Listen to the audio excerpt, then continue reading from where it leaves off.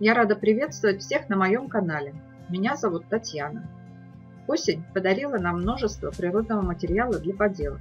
И сегодня мы сделаем из них простые поделки пингвинов из шишки и желуди. Шишка должна быть хорошо высушена, и надо учитывать, что в сыром помещении ее чешуйки могут закрыться. Приклеиваем лапки из двух шляпок от желудей, так, чтобы торчащий черенок шишки служил хвостиком и был третьей опорной точкой для пингвина. Для большей устойчивости заполняем чашечки от желудей клеем или пластилином, чтобы утяжелить нижнюю часть. Макушку шишки выламываем кусачками. Для головы я использовала пищевой каштан, но можно использовать лесной орешек, фундук. Лепим из пластилина клюв и приклеиваем голову к туловищу. Глазами у пингвина будут 2 капельки термоклея. Черным маркером рисуем зрачки. Осталось приклеить 2 крылышка из крылаток, так называют семена клена. Теперь сделаем маленького пингвина из желудя. На картонное основание приклеиваем 2 лапки из семян курмы. Головой будет шляпка от желуди с черенком. Ее нужно приклеить не прямо, а слегка набекрень.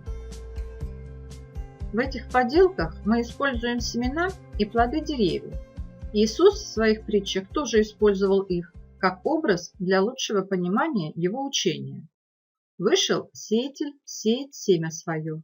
И когда он сеял, иное упало при дороге, и было потоптано, и птицы небесные поклевали его, а иное упало на камень, и, взойдя, засохло, потому что не имело влаги, а иное упало между тернием, и выросла терния, и заглушила его, а иное упало на добрую землю, и, взойдя, принесло плод вторичный.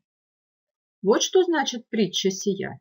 Семя есть Слово Божие, а упавшее при пути – это суть слушающий, к которым потом приходит дьявол и уносит слово их из сердца их, чтобы они не уверовали и не спаслись.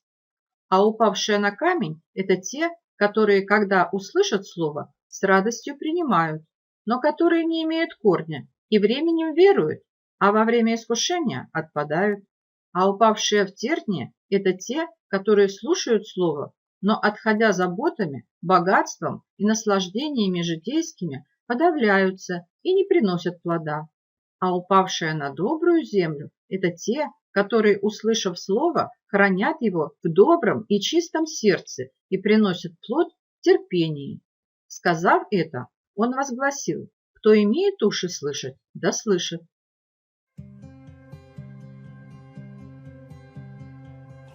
Я с вами на этом прощаюсь. До новых встреч, друзья!